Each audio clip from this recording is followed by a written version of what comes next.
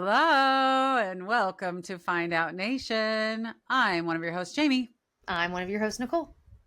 And we're here to talk about what happens when a nation fucks around and starts finding out. Nicole.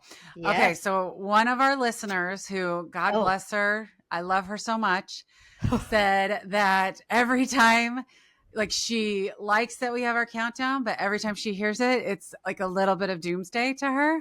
Oh, so I'm like, okay, so we need to be more upbeat about said countdown. I don't know about upbeat, but like maybe we can find a different one that we can play with this one that would make things. I don't know. So you and I are going to have to put our heads together to figure out some way to make this better. Exactly. Okay, yeah. So anyway, okay, what is our countdown? Okay, so does it at least sound better? I mean, I think so. We're at 375 days until election day. Okay. So like, we're getting there. Yeah. We're getting there. Yep. We're 276 days in since Inauguration Day. It feels like a lot longer than that. I know. And I'm like, I'm thinking about like, I don't know that there's a way for me to upbeat these fucking things. Like, I don't think so either. I'm like, God, I'm trying to say it with a smile and I can't even really fucking do it. I know. I'm like, could we take the number, divide it by 7, and maybe do like weeks or something? So the square root of whatever. That's right. Yes. That's right. Or like measure it in Big Macs, like something else something fun that might make us feel just a little bit better. I'm just saying. Mm-hmm. So, we are 70 days in this presidency of golfing. 70 days of golfing. Of course. And yeah, because he did golf both days last weekend. Of course. Yeah. And we are 22 days in to a government shutdown. I'm trying to make that sound upbeat. You are not wrong. The government fucking shutdown. So let's start there since, 22 days in. Yeah. There was a vote yesterday to advance a new funding bill that got shot down. As a reminder for our listeners, Democrats won't approve a bill if it doesn't add Obamacare subsidies and protect Medicaid. Democratic Senator Jeff Merkley of Oregon addressed the chamber yesterday did you hear this? No. So, they had this bill that they wanted to bring. So he addressed the chamber yesterday for a record-setting 22 hours and 37 minutes. My God. This was all to protest what he characterized as President Trump's authoritarianism. The speech delayed the Senate's plans to vote on advancing the Republicans' continuing resolution. Democrats and Republicans continue to blame each other for the ongoing appropriations lapse and dueling press conferences on the Capitol. Of course, Republicans are saying that Dems should just approve the funding and then they can negotiate. Then Democrats have been asking for months for negotiating, and Republicans have refused. Yes. And this all to keep in mind that Obamacare was the original negotiation. Yes. Obama wanted Medicare for all. The Republicans are like, no, we need a free market. And so they decided to create Obamacare with Republicans. So that was the negotiation. Go fuck yourself. Right. And of course, we just were talking about how, what was it? Yeah, it was yesterday, the day before, that Donald Trump started saying that if Democrats don't improve funding, there are dangers to the future of Social Security and Medicare. Those are not okay. I had not heard that.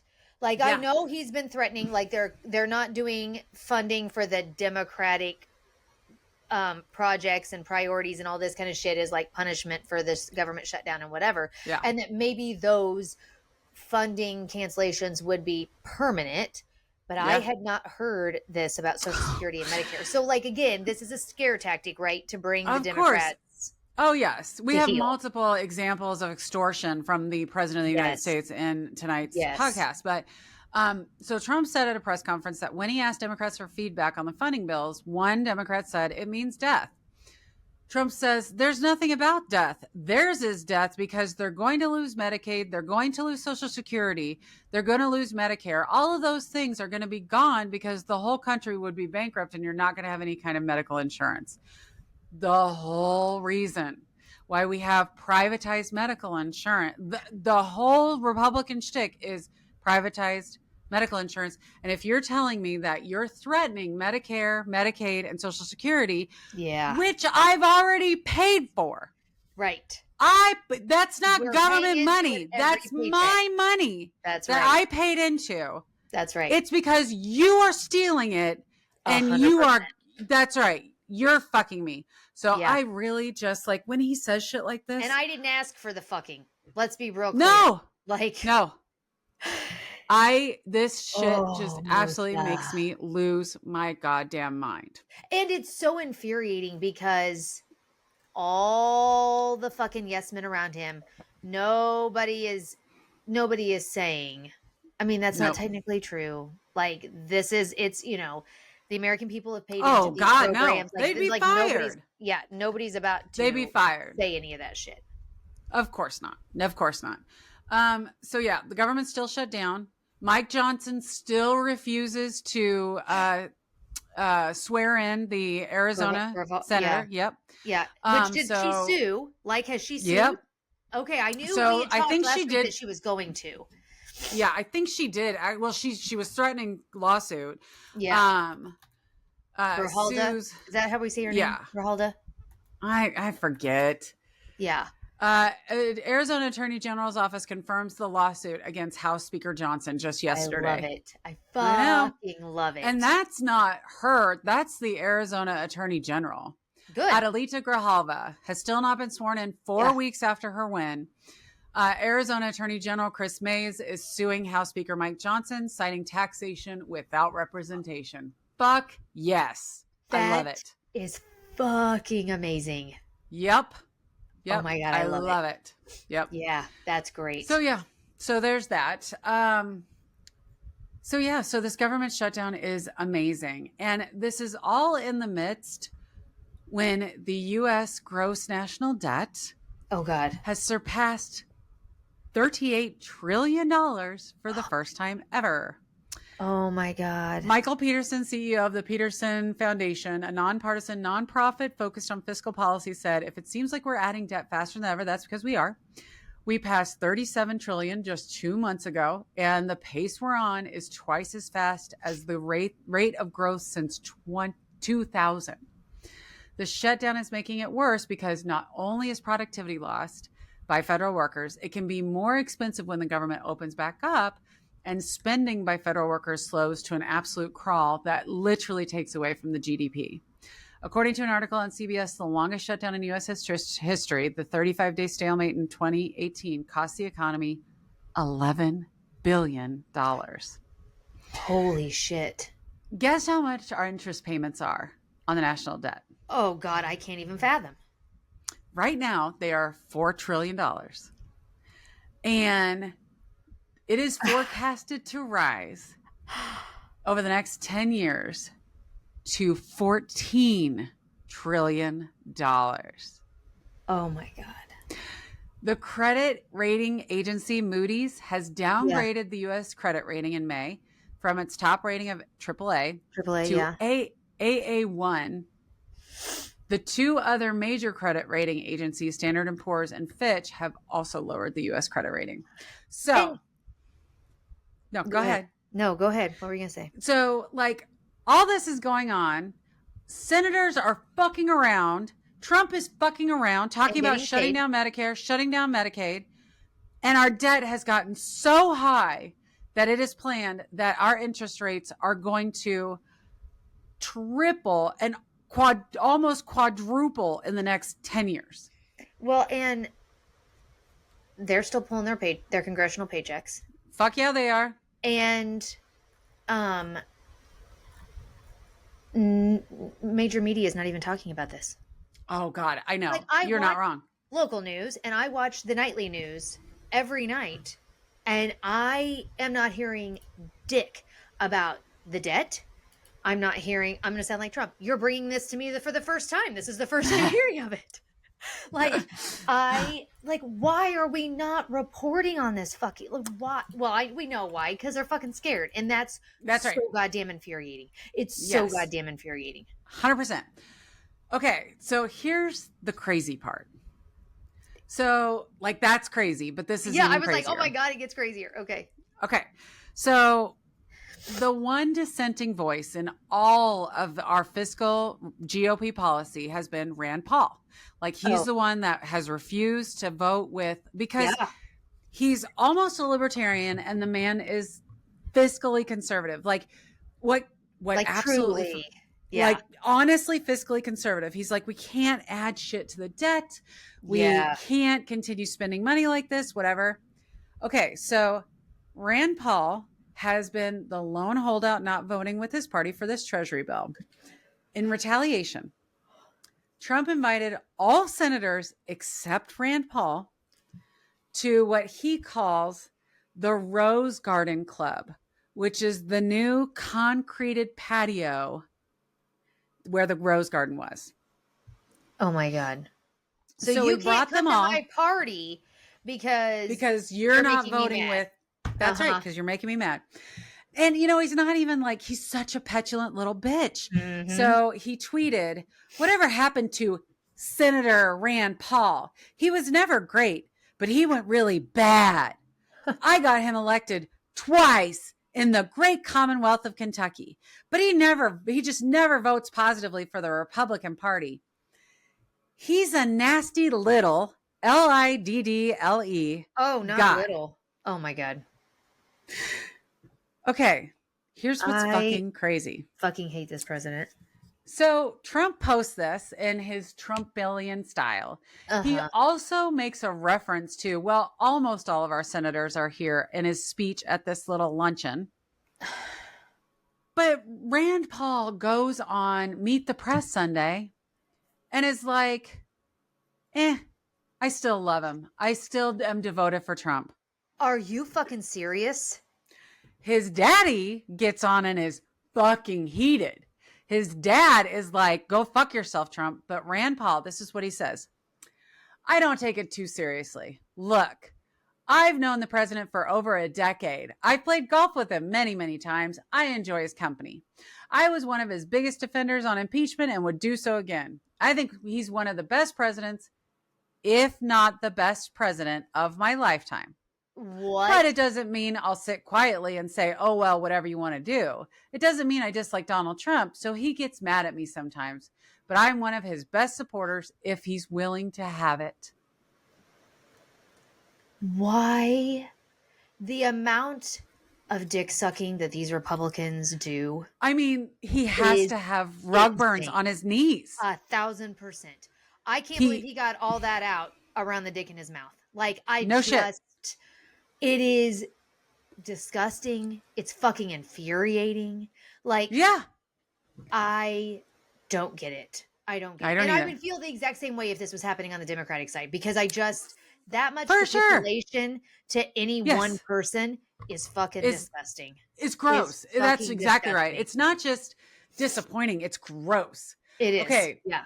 But listen to what Ron Paul says. In a hysterical rant over the weekend, President Trump has blasted Representative Tom Massey and Senator Rand Paul as a couple of wackos who refuse to vote with the Republican Party. Meanwhile, President Trump has just announced that his first in-person fundraiser of the election cycle will be for Lindsey Graham. Also today, Israel breaks ceasefire and kills dozens more Palestinians in Gaza. I was like, damn! Like, he's poking the bear. Wow. So Ron Paul was pissed. Like, you don't come after someone's kid, right? Like, right. Yeah. Well, and because Ron Paul's like old school. Like, this is, like you said, it's so petulant. It's so petty. It's so beneath the office of the presidency. The way that he behaves and the shit that he says, that's why Ron Paul's like, this is fucking horse shit. Like, well, and to your point, like, Ron Paul's not running for anything. So, like, honestly, and if once Rand Paul's out of office, do you think he's going to be kissing Trump's ass? Absolutely not. No. But he knows that as right now, the Republican Party is being held hostage by this fucking lunatic. And the thing, oh my God. If they would I wonder. Sorry, go ahead. No, you're okay. Go ahead. So I know that Democrats loved Obama. Like, right. Right. Obviously. Mm-hmm. And I know that there was an almost king-like reverence for JFK. Oh, yeah, for sure. I'm wondering but the reality is, right, with JFK, it was not like this. No. While people loved JFK and while people loved Obama, like, I had bad things to say about Obama. I don't think he should have negotiated with the Republican Party and come up with Obamacare. I felt like that was 2 steps forward, 3 steps back. Yeah. He should have forced in Medicare for all and been done with it. Right. So I wholeheartedly believe that there is an opportunity for us to be like, I have never known any candidate on the Democratic side that people just absolutely worship. Yeah, but no, they sure should do over there. So whatever. Wow. Yeah. So government's still shut down. Whole bunch of people are still out of office. Air travel, it continues to be challenged. Yeah. The Republicans tried to put through a bill that would pay essential workers, but the only essential workers that they deemed essential were security workers. So no civilian workers whatsoever were part of the bill. So Democrats are like, go fuck yourself. Right.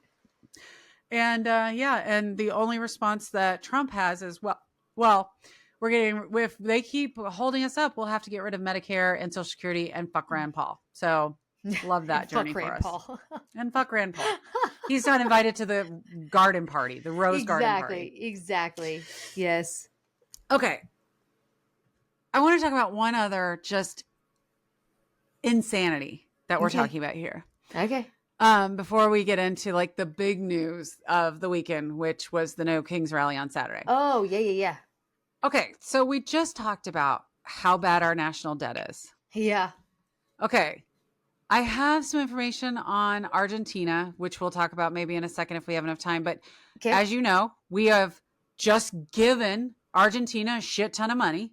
Yes, to save their economy or whatever. Yes. In addition to that, President Trump is asking for $230 million from the U.S. taxpayer. Yep. I swear to God, I had to double verify this, that it was even reality.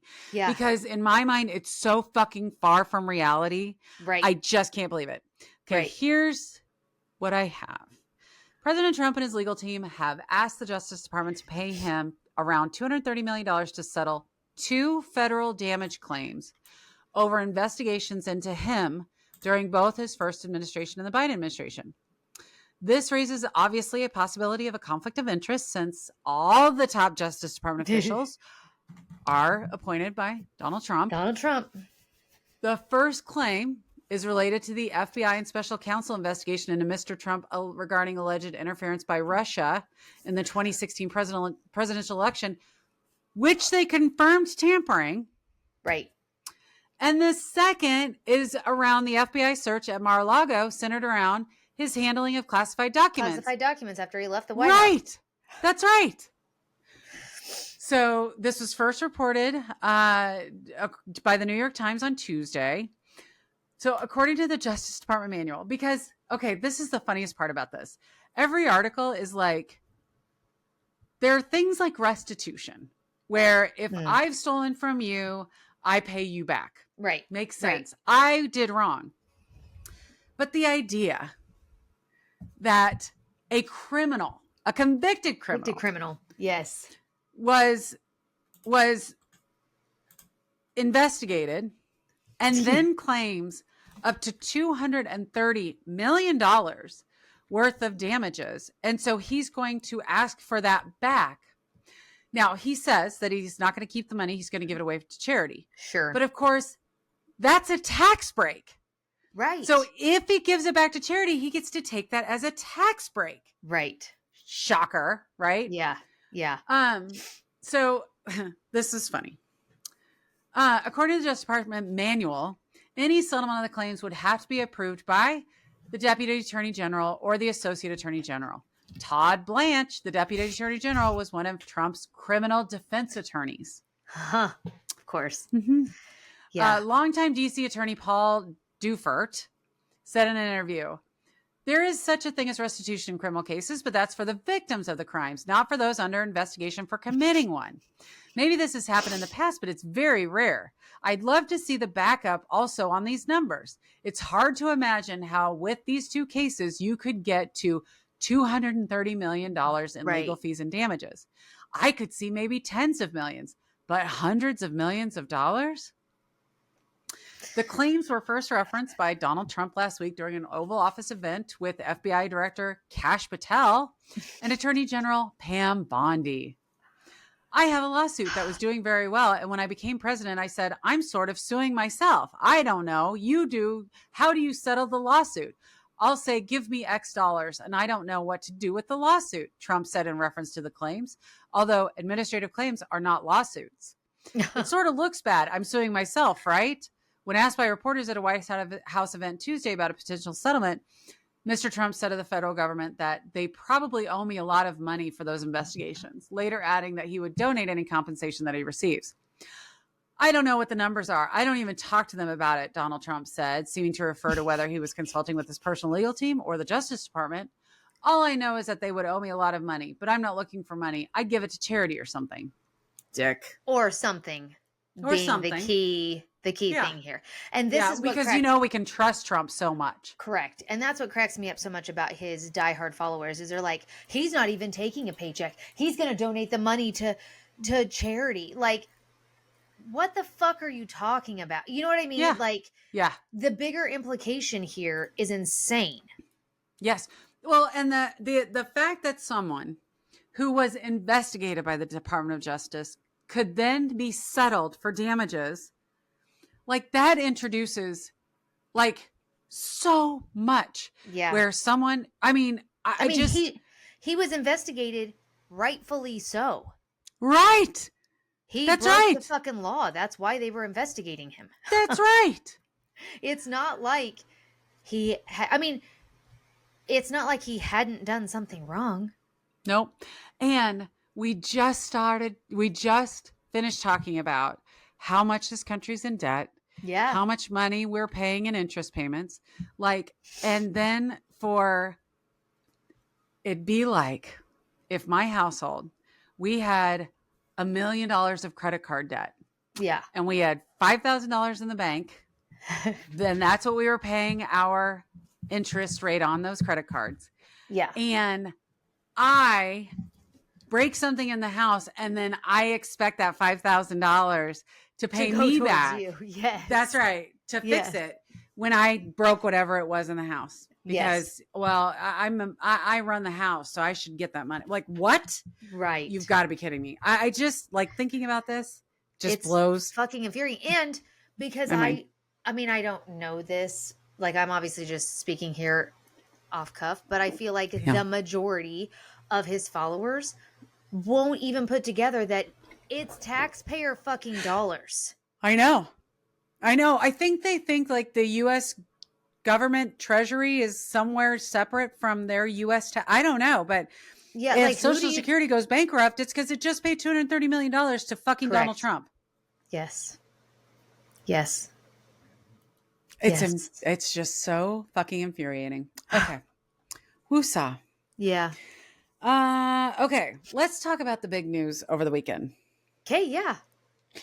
It was the largest single day protest ever. Yeah. 7 million people came out around the country, including our little neck of the woods. Kansas City had theirs. Liberty had theirs. Lee Summit had theirs. Johnson County had one. Yeah. Like there were multiple across the city. Yeah. I did end up going to the Liberty one because it worked out with my schedule for the day. So I was able to be there. And Nicole, I will say that it was heartening. So just to give viewers who don't know the area an understanding, Kansas City obviously is pretty liberal. It's a major metropolitan city. Yeah. But places like Lee Summit, Liberty, those are suburbs and they're predominantly white suburbs. Yes. So they generally tend to go red. They generally tend to go for Trump. Yes. So I was really expecting there, like I would not have been surprised had I showed up and there were 2 people. Right. I was shocked. There was, I would venture to say, even in our little corner in Liberty, we had at least 1,000, if not 2,000 people. That's amazing. It was. I love that. Yeah. And so like, I was excited. I posted pictures on Facebook, and we even had like friends reach out and we're like, we were there, but we were on the other side of the street, so we didn't see you. That's so cool. The other thing that was awesome is like, I can't tell you how many people driving by fucking honked, like in support. We did have really cool. We had several people that flipped us off, but when I say several, I would say under a dozen. Yeah. And we probably had a good, by far, there were probably 50, maybe 100 people that all honked as they drove by in solidarity. Awesome.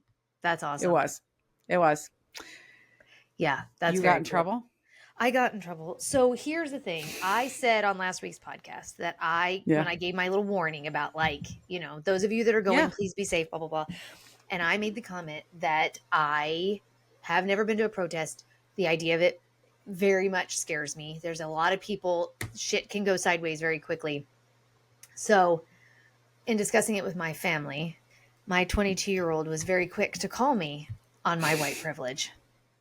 And she's not fucking wrong. I know she's not wrong. Like, you know what I mean? Yeah. I have to recognize that like because she said your white privilege keeps you from having to put your body on the line. Well, so I will say we had one guy and a friend show up that were Trump supporters. They had a Trump hat on, and all they did was walk through the crowd, and not one person acted out against them. Yeah, like because, there were, which is great because they want you to. Yeah, they want you to say that's right. They were there to provoke. Yeah. You knew they were there to provoke.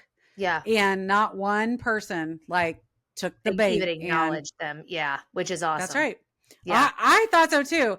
Yeah, the number of times like I wore sunglasses partially because the number of times that I teared up was surprising. Like just to know that like there are other people that actually have not lost their fucking mind.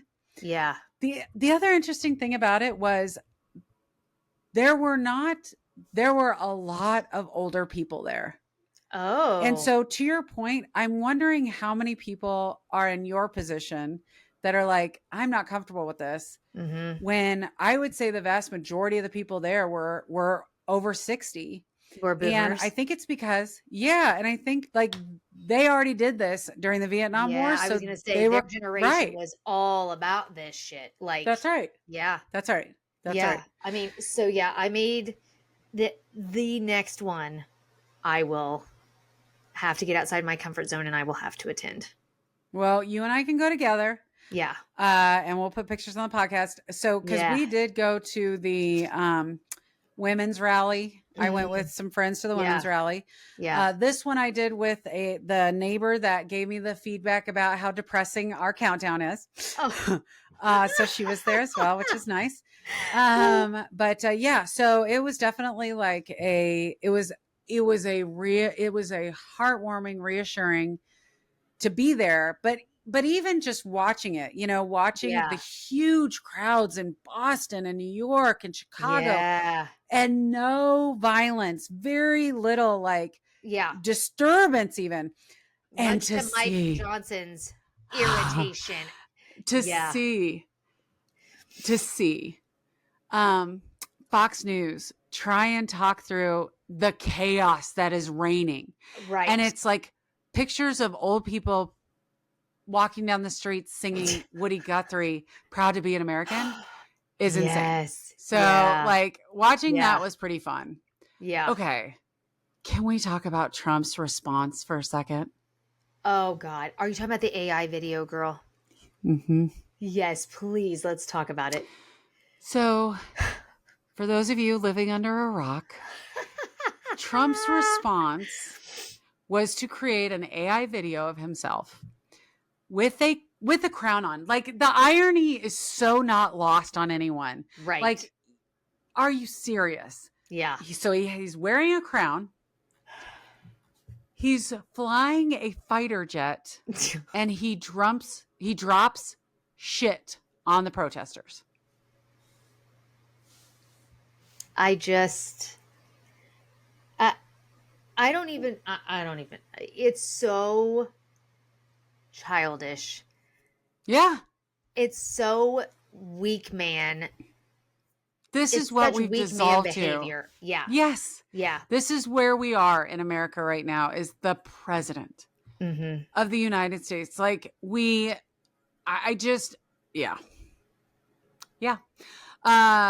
In addition to that, of course, Republicans originally were saying that the protesters were paid, that all the protesters were paid.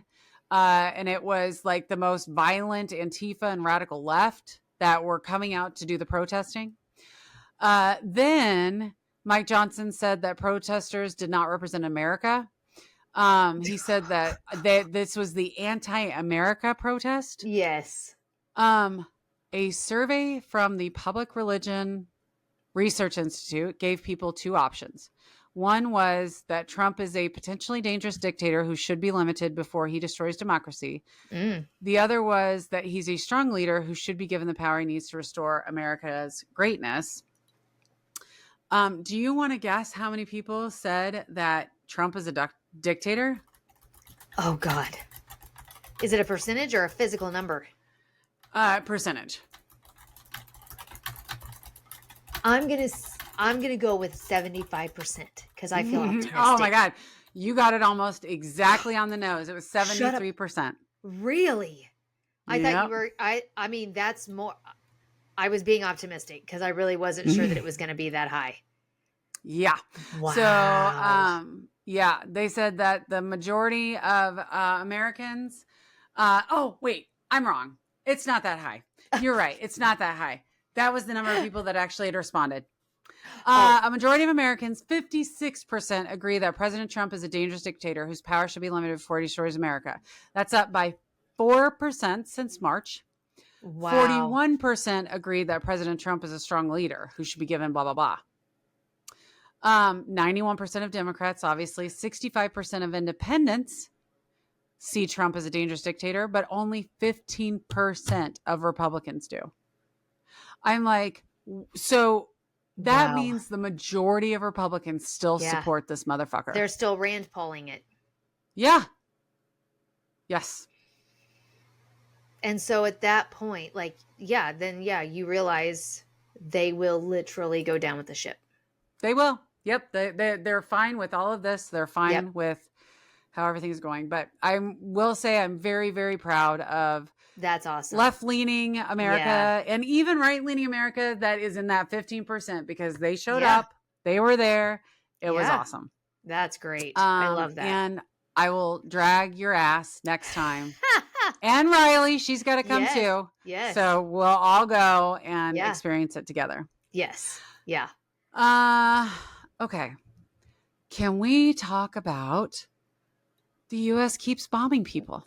Yes, please. Let's talk about how we're just indiscriminately committing war crimes left and right. Yes. So it's just another random Tuesday. Boats out. So originally it was in the Caribbean. Now we're in the Pacific Ocean. Random boats that are out there doing random boating things are just getting fucking bombed. Here's what I can say. I'm going on a cruise in January for the first time. I'm hoping to fucking Christ it doesn't get bombed. That they can recognize it's a valid that they can recognize it's a Carnival cruise ship. And well, we don't know because it's not like they're sharing any of the evidence of how they are finding out these are so-called drug cartel ships. Yeah, we're just getting grainy footage after the bomb explodes on goes off. Yeah, the missile goes off. Yeah. We have now seen 8 different strikes against boats in the Caribbean and the Pacific. Pete Hegseth has confirmed 5 people are dead from the strike on Tuesday night. The Colombian president, Gustavo Petro, who's in the midst of a spat with Donald Trump over the boat strikes and tariffs, said, "The attack on another boat in the Pacific killed people. It is murder. Whether in the Caribbean or Pacific, the U.S. government strategy breaks the norms of international law." We hear once again from Rand Paul. I did not realize this week would be so Rand Paul heavy. So Rand Paul, yes. Yes. on Meet the Press, the same one where he kissed Trump's ass, he said, yes, the strikes go against all of our tradition. He argued that when the U.S. kills someone, you really need to know someone's name. At least you have to accuse them of something. You have to present evidence. So all of these people have been blown up without us knowing their name, without any evidence of a crime. If our policy now is to blow up every ship we suspect or accuse of drug running, that would be a bizarre world in which 25% of the people might be innocent, Paul argued. He noted that the boats targeted by the U.S. were 2,000 miles away from us, saying that if the boats were transporting drugs to the U.S., they were transporting drugs, they were probably bringing the drugs to an island near Venezuela. The idea that they're coming here is likely a huge assumption. You have to present some proof. It is the difference between war and peace. In war, you don't have to ask people's name. In peace, you do. Like, yeah, no right. Shit. But keep kissing his ass. Yeah, keep kissing his ass. He's spending all your money. He's racking up the debt, and he's like randomly murdering people. But sure, you're a big supporter. Yeah, and Congress is doing nothing. Nothing. Absolutely fucking nothing. This has been going on since prior to the government shutdown. So let's not pretend like that's the reason that they're not holding the president accountable for not getting congressional approval to just be fucking bombing goddamn boats in the middle of the ocean without any kind of provocation for doing so, without having to prove any kind of... Without having to tell anyone. Yeah, without having to tell anyone, without having to actually justify their actions. They just see a goddamn boat and fucking bomb it. They're saying that the CIA is the one that is getting most of the information that like identifies these boats, which obviously we know is fabulous. Yeah, but it's not like they're saying that because it's CIA. It's all classified, so no one's ever going to know anything. And I'm like, at least Congress should know. Come on.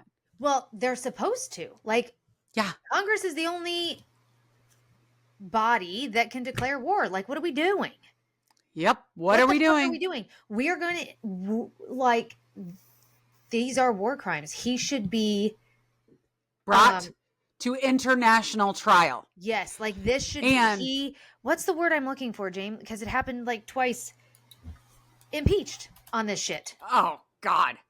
No shit. You know what I mean? But they're not going to impeach him on this. No. He will have to get brought to like a UN war criminal trial. Like Nuremberg. Yeah. Yes. That is what's going to happen if we're ever going to keep him accountable for this.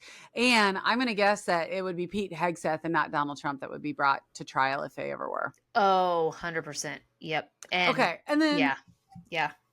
Let's talk about the other fucking crazy goddamn news. Okay. Of Trump just doing something because that's what he wants to do. Mm-hmm.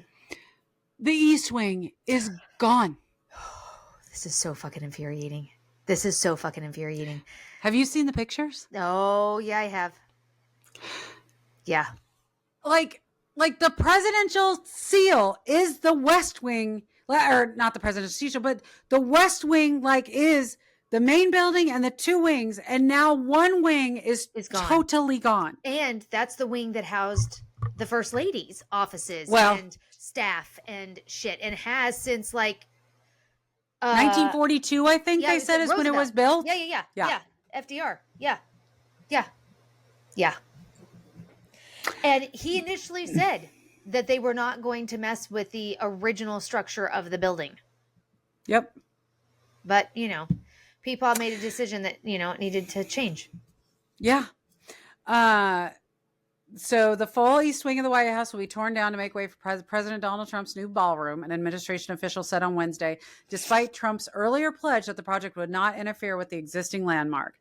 Demolition workers began tearing down the section of the White House that holds offices for the First Lady and other staff on Monday. Trump announced that ground had been broken on the project after images of the demolition circulated in news reports, and the full extent of the teardown only became clear 2 days later. The pictures are horrific. It hurts my heart. I sent a message to some friends today that I was like, why does this picture hurt my heart so much? It's because half the building is gone. Yeah. Oh, yeah. And on Tuesday, the administration ordered the Treasury Department employees to stop sharing images and videos of the demolition. Yeah. But what kills me is this is a historical landmark. Yeah. I don't know a whole lot about historical landmarks and construction and whatever, but like in Liberty, as you go down to their square, all of that is deemed a historical landmark. All of those homes have to have their special permitting. You have to go in front of a special group if you want to do any kind of like structural changes to your home, anything, because they're trying to like preserve the, you know, historicalness of the homes in the area. How does this happen? A, while the government is shut down, and B, like, this is not his house. It's not his fucking house. It's not his building. It's not his house. He doesn't own any of it. He does not own any of this. The White House is the people's house. How does he have the fucking, well, we know how he has the ability because nobody's going to fucking stop him. So That's right. He's out here paving over the fucking Rose Garden. He's tearing off the east wing of the White House for a fucking ballroom. It's just, and then I'm seeing on social media from his fucking sycophant followers, but he's paying for it. And he's got donors that are paying for it. So we're not having to pay for it. So we should just shut the fuck up about it. That's not the point. Exactly. That's not the fucking point. Okay. You have the list of donors. Oh, yes, I do have the list of donors. They released the full list of donors today, late today. They include major corporations such as Amazon, Apple, Google, Microsoft, Comcast, Meta, Lockheed Martin, Coinbase, and T-Mobile, along with wealthy individuals and foundations like Steven Schwartzman, Kelly Loeffler, the Adelson Family Foundation, and the Winklevoss twins. Of course it does. Yeah. Yep. The point is not who's fucking paying for it. The point is that if President Obama had tried to do this, had dared to do this, they would have fucking lynched him from a tree on the White House grounds. Yes. Yep. It is fucking infuriating that these goddamn sycophants can't see beyond the immediate, like, but we're not paying for it, so what's it matter? That's not the fucking point. And to your point, it shows that there's zero reverence. Yeah. Like for the building. Yeah. For the building, for the office. Yep. Like there's absolutely zero reverence for like it makes you cry. Yes. That 100%. It's all about owning the libs. Yes. And not about the gravity of the office, the title, all of that. It's just about owning the fucking libs. Yep. 100%. I hate this so bad. I do too. Me too. Okay. So let's see. We still have so we're 42 minutes in and I'm like, I have so much other things on my list. I want you to talk about, well, no, go ahead. What do you want to talk about? I was going to say, should we talk about the ice? Because it at least makes me laugh a little bit that they're not physically fit for duty. Let's have a little bit of like 3 to 5-ish on like, it won't even take that long on just their inability to do things. Yeah, let's have a lighthearted moment. This will make your neighbor happy. Here, I can't, I fucked your neighbor on the countdowns, but this will make them happy. No. She doesn't it's not personal. It's not personal. You know what I'm saying? It's just depressing, which we say every single week. We say it every single week. Yes, it's depressing. 100%. So yes. Okay, so this reporting is coming out of the Atlantic, and their headline for the article literally says, ICE's athletically allergic recruits. Oh, God. This shit's so great. So, okay.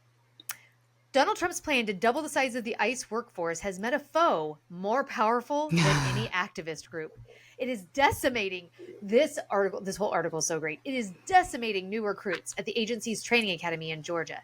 It is the ICE personal fitness test. Okay, what's on the ICE personal fitness test? To pass, they have to do 15 push-ups. Okay. 32 sit-ups.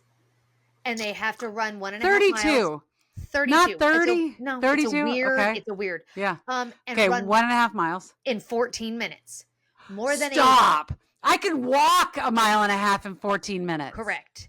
I have to do fast, but still. Right. More than a third have failed so far, 4 officials reported to the Atlantic, of course, with anonymity because they're not supposed to be reporting. And so this one career ICE official is quoted as saying, "It's pathetic. Before now, a typical class of 40 recruits had only a couple of candidates fail because the screening process was more rigorous. The academy standards have already been eased to boost recruitment, and the new parameters should be the minimum for any officer. He and others, none of whom were authorized to speak with the reporters, told me that agency veterans are concerned about the quality of the new recruits being fast-tracked. An email from ICE headquarters to the agency's top officials on October 5th lamented that a considerable amount of athletically allergic candidates had been showing up to the academy. They had misrepresented their physical condition on application forms. I also have highlighted in this that, so there are also specific candidates that they fast track, like experienced law enforcement officers who don't have to go through that kind of the fitness test. But the Trump administration has slashed the amount of time that new ICE recruits spend at the Federal Law Enforcement Training Academy in Georgia from roughly 4 months to 8 weeks. Some of the fresh hires have dropped out of the academy after flunking exams on immigration law and Fourth Amendment limits on officers' search authority. The fitness test has been the biggest nemesis to the new recruits. The 1.5-mile run in particular has toppled more trainees than any other recruitment, two officials said. Stop. And the requirement is not arbitrary because, as we've seen on the news, sometimes they're having to chase down these immigrants. So they got to be able to run, and they can't fucking run. Yeah. Do you know what Seth Meyers said? What? Well, apparently to be able to escape ICE, all you have to do is go upstairs. Exactly. So it says new hires are being told to report in sneakers so they can more easily drop and do crunches and push-ups on the carpets of crowded agency offices. The logistics of staging a timed 1.5-mile run have been more difficult to coordinate. What happens when someone fails the pre-screening or the academy test? ICE's field office directors can try to rotate those candidates to an administrative job or another position with lower fitness standards. But with so many failing, get this, the directors have had to seek guidance from ICE's legal department as to whether to revoke the job offers. The attorneys told them to cut loose new hires who fail if they aren't fit for other openings at ICE, but they have to assign them administrative tasks to perform while waiting for ICE's HR to issue termination letters. So they have to pay them for a while. So we are paying people for days while we wait for HR to figure their shit out, or weeks or months. Who knows? Or weeks or months. We don't know. And and who else getting lost in the whatever. Correct. So it's costing us more. Yes. Oh my God. And I have a question about, remember, it's still a recruitment tool, I think, that they're giving them $50,000 sign-on bonuses, and then they're waiving their student loan fees or their student loans. Like, what happens if that all goes before you fail out of your looked? Test? No, I haven't, because I just thought of that right now. Like, like, what then? Like, do they get to keep, are they over here like, Tom Homan, they get to keep the $50,000? That they were no shit with? And then like their student loans are just gone, so who cares if you fucking flunk out? Okay, ICE recruiters not physically fit, because if they work for them at any time, do they get to keep the like you get the sign on? Do you get the sign on bonus before or after you pass this shit?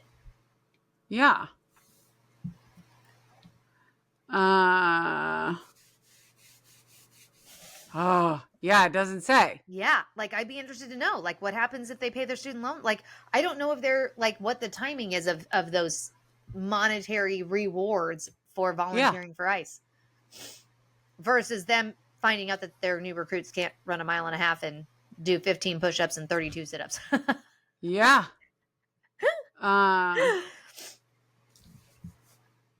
gonna have to research this and find out. That's a good question. Yeah, you saw the videos of Dean Cain, right?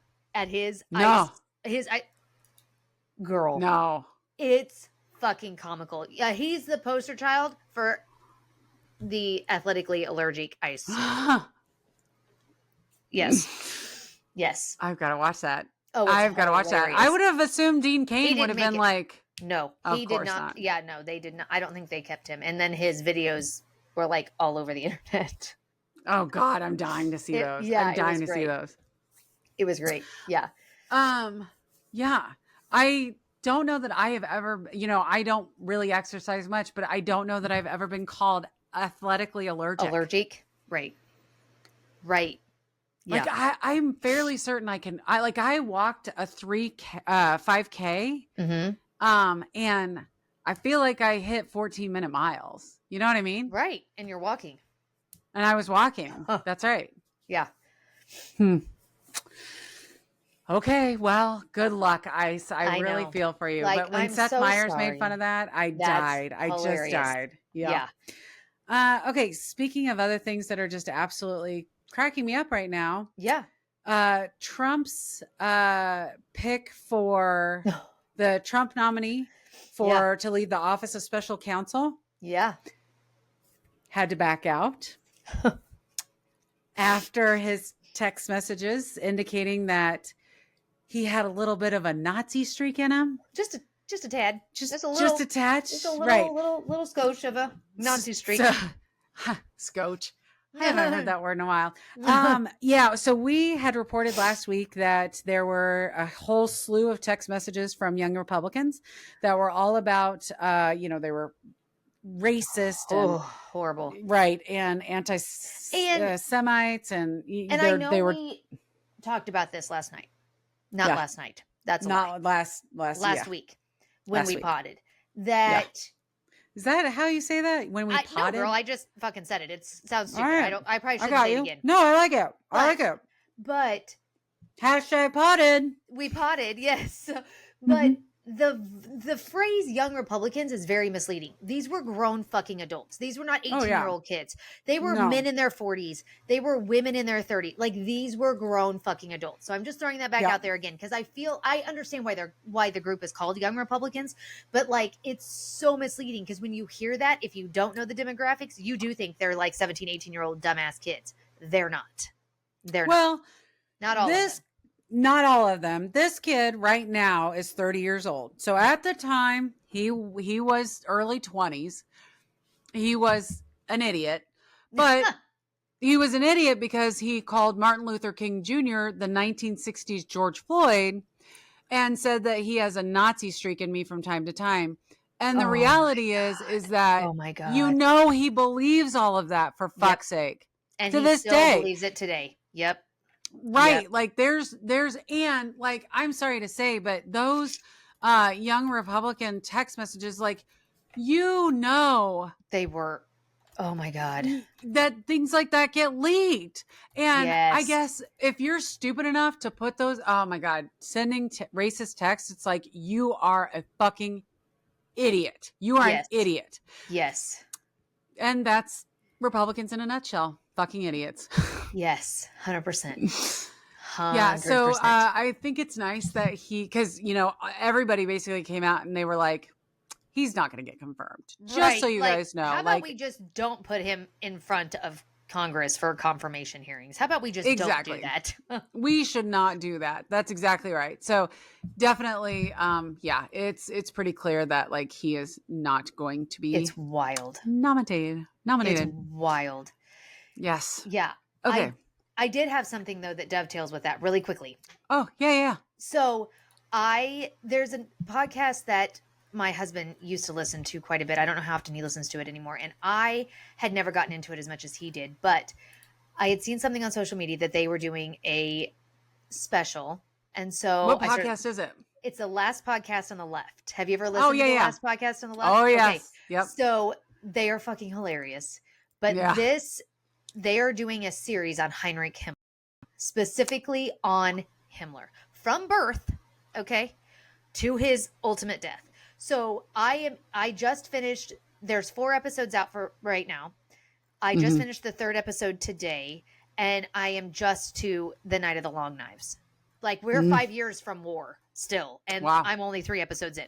And so, but they are fucking hilarious. The mocking of the Nazis, like they adopt a German accent when they're mocking Himmler, when they're mocking Hitler, when they're mocking Rohn, like all of them. And then they started they made Mussolini sound like Mario from Mario Kart. Like, it was fucking hilarious. It was hilarious. Yes. So great. I think but my whole point in saying this is they're tying it back to Trump and MAGA and Stephen Miller and Pete Hegseth and all of it. And it's very interesting. So I just think everybody should give it a try. If you can, I mean, like, there are times at my desk that I'm fucking laughing my ass off just listening to them mock the goddamn Germans, because it's so fucking funny.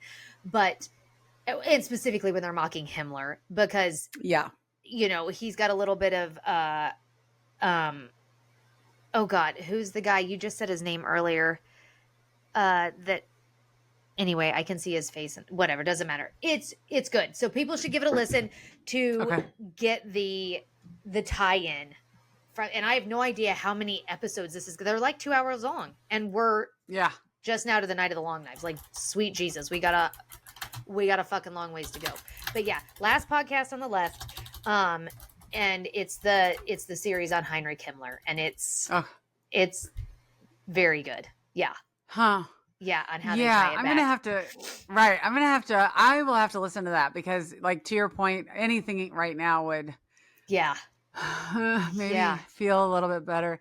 And I'll tell you that, you know, there is definitely, I think, a realization that the right is.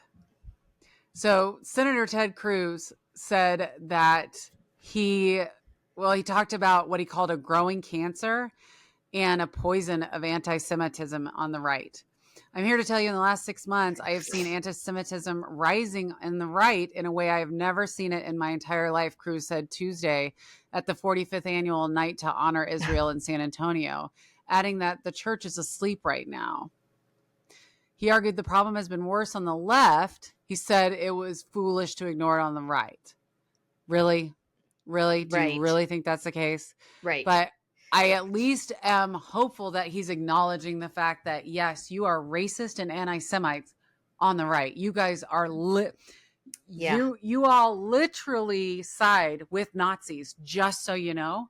Yeah. And that is not lost on anyone. No. That's not lost on anyone. When your figurehead stands in front of a row of cameras and says there were very fine people on both sides. Yep.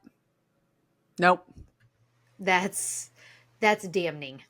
That is absolutely the case. And yet you all are still rug burning the fuck out of your knees for him. Exactly. I do want to touch really quick, but we are running out of time on a couple of things. Okay, go. Number one, the wonderful Palestinian-Israel ceasefire that Trump felt he believed deserved a Nobel Peace Prize. Yeah, because I think this is like the 17th war that he's prevented or stopped or whatever, right? Yeah. It, of course, unraveled over the weekend when Israel bombed. Right. So I'm really like, we're trying to put the ceasefire back in place. JD Vance is meeting with Netanyahu. But Netanyahu is now getting real fucking pissy about, we are our own country. We don't answer to the U.S. Like, we decide what we're going to do. I also like to do war crimes, and I'm going to keep doing them. Yeah. So it's interesting. His quote was, "We are not a protectorate of the United States. Israel is the one that will decide on its own security." So go we'll fuck see yourself, what happens. Trump. Yeah. That's right. And JD Vance, go fuck yourself. So we've got that. We already know that for whatever reason, Trump is obsessed with Argentina. He has already completed the currency swap for $20 billion. Oh, it has been completed. So that was confirmed, I think, on Tuesday. Okay. But of course, they haven't drawn against that currency swap. And then, of course, they're trying to get private funding for another $20 billion. Yeah. That would all come from private companies, private funds. But I guess banks are having a really hard time finding collateral for it. So they're not willing to lend money to give to Argentina. Shocking. I know. Of course, you already know that we sold our soybean farmers off to Argentina. So now Trump this week has an idea to import beef from Argentina to the U.S. Why to not? drive down U.S. prices. So the reality is that when you add more beef, like I get there's a supply and demand, but when the National Cattlemen's Beef Association, the Ranchers Cattlemen Action Legal Fund, United Stockgrowers America, and several other agricultural groups, typically among Trump's strongest allies, have criticized the president's proposal, warning it could harm American ranchers and feedlot operators. Not surprising. Right. And they're saying that it's not just that, like, flooding the market with beef, especially cheap beef, would damage U.S. ranchers, which it obviously would. But I guess the USDA is not very good at managing imported beef. And so it ends up with Argentinian beef has a problem with foot and mouth disease. Awesome. Plus, I would love nothing more than a hand, foot, and mouth disease. Like, let's please have that. Indeed. Right along with the measles. That's right. And they said that the reason why prices are increased in the U.S. is because we've been experiencing droughts recently, which have caused issues with having enough grass. So flooding the market with beef, with cheap beef, just means that our ranchers will sell so much less of it. It doesn't drive down the price. It's not going to drive down the price. It's just going to drive down the profits for American cattlemen, farmers and ranchers. Right. Exactly. Well, okay. Good thing we got economist Trump on the case here. Like, thank God. When asked about importing beef, Trump defended himself. First, he had this Jim on show Crosstalk. Look, Argentina is fighting for its life, young lady. You don't know anything about it. Lady. They're fighting for their life. Nothing's benefiting Argentina.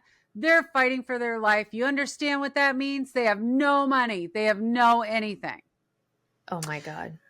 Then on Wednesday, he went out and posted on Truth Social, the cattle ranchers, who I love, don't understand that the only reason they are doing so well for the first time in decades is because I put tariffs on cattle coming into the United States, including a 50% tariff on Brazil. If it weren't for me, they would be doing just as they've done for the past 20 years. Terrible. Of course, he has come out and said that if Milei loses this Sunday, all of this goes away because we stopped the 20 billion private funds. We revoked the 20 billion currency swap. We, of course, won't help out on the... So, again, this is extortion. Bribing and extortion. Yep. Bribing and extortion. You don't understand, young lady, how bad things are for the Argentinian people. Oh, but wait, if they don't elect the guy that I want, fuck the Argentinian people. We're revoking all the goddamn cash and fuck their beef. Like, fuck him. He's a fucking clown. And he's a fucking clown. Cannot believe people voted this motherfucker back into the White House. It outrages me on the fucking daily. Yeah. Oh my God. God. Okay. And then art of the deal. He finally has put on Russian sanctions over the Russian-Ukraine war because remember, we were going to have art of the deal. Art of the deal. We were going to have ceasefire. We were going to end that within days of him becoming president. This was going to be his 375th war that he stopped. That's right. But of course, we haven't done that. So we finally put sanctions on some of the two largest oil companies in Russia. Oil prices have risen 5%. There was supposed to be a conversation with Putin. That got canceled. And now Putin's really fucking pissed at us. So that'll be interesting. I can only hope he starts indiscriminately bombing our boats in the middle of the ocean. Hopefully it won't be my cruise ship. I mean, you're not wrong. In all fairness, like, you never know what the fuck. So there are now like conversations that are about, okay, where should you go if somebody were... If nuclear war happens? If nuclear war breaks out, blah, blah, blah. Yep. Don't put conditioner in there. They need to go back. We have discussed this on a podcast. We've discussed this on a podcast. That's right. I'm going to have like jacked up fucking hair because I can't use no conditioner because it's just going to suck the radiation right I know. Girl, I went and got a keratin treatment a couple weeks ago. What the fuck is that going to do? I'm dead. I'm dead. You're a goner. Yes. Yeah. Do you know where they sit out in the front yard and let it fucking consume me? Because I ain't going to try to survive. No shit. Because I don't want to like slowly die of radiation death. No. Yeah. No. Have I told you the countries that are most likely to survive nuclear war? Not at all, but you're going to tell me right now because I'm interested to hear this. Where do we need to go? Australia, New Zealand, because everywhere else will become a food desert.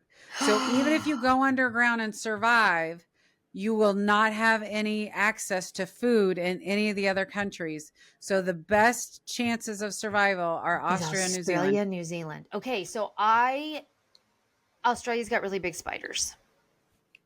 We can avoid them. Spiders. No, I don't think so. People have them on their houses. Those huntsman spiders, people take pictures of them on their houses and they're like, we'll just never leave the house. Well, no, this is why we should just lay out in the front yard and let it happen. Right. Yes. Let it consume us. Yes. But I would be down for, I would go to Australia. I would try to fight off a huntsman spider if I had to. But yes, the front yard is probably where I'm going. You are not wrong. Okay. And then last, we know George Santos. Was this fucking guy risen from the dead. Yes. And he looks so weird these days, right? I see him and I think of Truman Capote. Do you? Yes. Good point. Yes. Every time I see him. So, he was sentenced to 7 years in April after pleading guilty to deceiving donors. Yeah. Trump commuted his sentence on Friday. Santos was released. He was released from prison. He's left New York and he hopes to start fresh and work on prison reform now after Trump has commuted his sentence. Oh my God. Well, did you hear why he left New York? No. Mom Donnie. No. Yeah. Mom Donnie's it's not going to be safe in New York if Mom Donnie gets elected.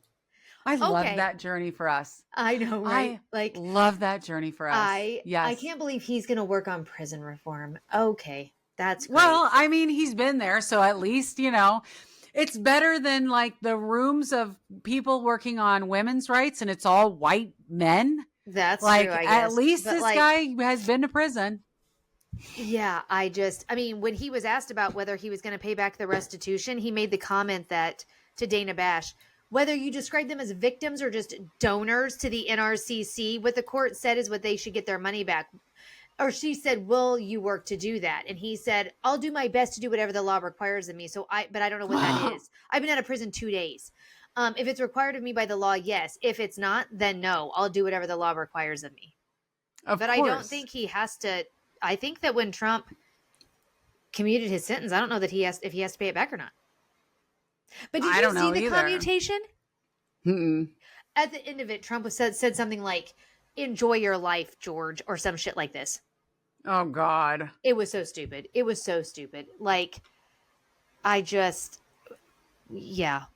I saw late today that he commuted the sentence of that crypto guy that did the fucking deal for his family and all that shit. The banking. Yes. Okay. According to the clemency grant, a photo of which was posted on X by U.S. Pardon Attorney Ed Martin, Trump granted Santos an immediate commutation of his entire sentence to time served with no further fines, restitution, probation, supervised release, or other conditions. So no, he doesn't have to pay it back. That's fucking ridiculous. So I'm on an article that says there's still a chance that state charges could come up for the ex-rep. And since he's not pardoned, instead his sentence was commuted, I wonder if then he could go back to prison. I doubt he would because I think Trump would just release him again. But yeah. So we'll see what happens. Interesting. Yeah, I just couldn't believe that oh, God, this fucking guy. No shit, this fucking guy. Yeah. Okay. I'm going to save our RFK for next week because I am ready for a happy ending. Happy ending? Okay. Yes, ma'am. So it took me a little while to find one. So hopefully this one's not super lame. But it's about goats and sheep. Okay. I love goats and sheep. Yes. There is a Vermont ski resort that is using eco-friendly landscaping. So yes, it's called the Jay Peak Ski Resort in Vermont. They're using sheeps and goats to manage the vegetation on the slopes during the summer. So they're nicknamed the Chew Crew. Oh. And they have merch, which I have not looked up, but they have merch that there's 150 of that between the two between the sheep. There's 150 of them total. They keep the weeds and the overgrowth in check while reducing erosion, cutting back on fossil fuel use, mimicking natural seed dispersal, and best of all, doing the job in silence, because then they're not having to mow and weed whack and do all the things on the. So Jay Peak has opened their 385 acre mountain property to landscaping by goats and sheep. That's a lot of fucking land. That is nice. I mean? Yeah. So the animals were hired from Cloudbrook Grazing, a farm from a small town about 65 miles north of Jay Peak.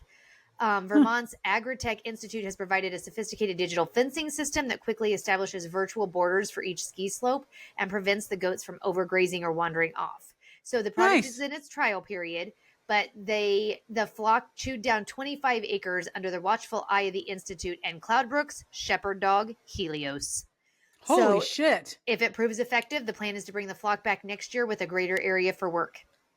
Wow. It says the goats are great at the trees and the goldenrod and other types of brush, but the sheep do really well with the grass. So by mixing the two together, they're covering everything. So I've heard of where, like, I think, so we support a local farm, Nolan Pastures. Yeah. In fact, we just got our first half of a pig over the weekend, and I have a freezer full of, I got 23 packs of bacon.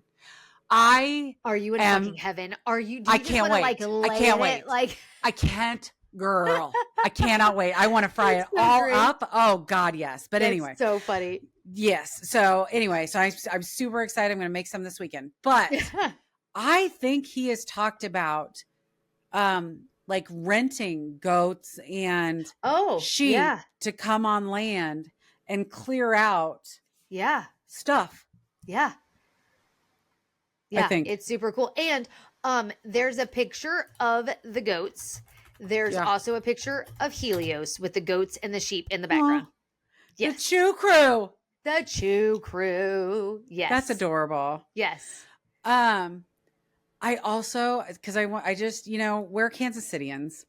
Yeah. And one of our big this year announcements was Travis Kelce getting engaged to Taylor Swift. Oh, yeah. Did you see the article where the family with the little girl with cancer, her mom had $150,000 GoFundMe page? And Taylor Swift paid it all off. Did you hear about this? No, shut up. Yes. So it was, I guess she has a rare form of brain cancer. Oh my God, that's horrible. And she had started a GoFundMe because, of course, like they're trying to frantically treat it. Pay medical bills, yeah. That's right. And so there a viral video of the little girl who's 2, Lila, was dancing to Taylor Swift. Taylor Swift turned around and donated $100,000 so that she could meet her $150,000 GoFundMe. That's amazing. I know. Yeah. I was like, that's so Taylor cool. Swift. Yes, I thought that was really awesome. She's like, I thought it was a prank. She's like, I thought for sure it was a prank. I bet. Yeah, and she's like, and then That's fucking cool. I know. I've been on. So your old lady here still has an AOL account. So when you sign into AOL, like you get all these things, and it was Taylor Swift. So I was like, okay, I have to watch it. So anyway, I had to tell you awesome. I love that. Okay. That's great. Well, good. Well, we've had a couple of you got a happy ending, and I got a happy ending. Like that's nice. That's so true. That's nice for us. I like that. It is nice. Yes. All right. Well, hopefully, happy. That's right. Hopefully, our audience got a couple of happy endings out of that as well. Yes. If you want more happy endings, don't forget to subscribe to our channel. Also, like this video because it does at least help other people see it.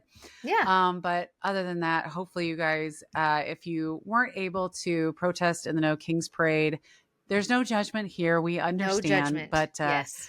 I hear a new protest is coming. So maybe you can get out and try to go to that one. Yes. Yeah. All right. Well, we hope you guys all have a fabulous rest of your week, rest of your weekend, depending on when I actually get this edited and send it out. But otherwise, we hope you all are fabulous. We'll talk to you later. Bye.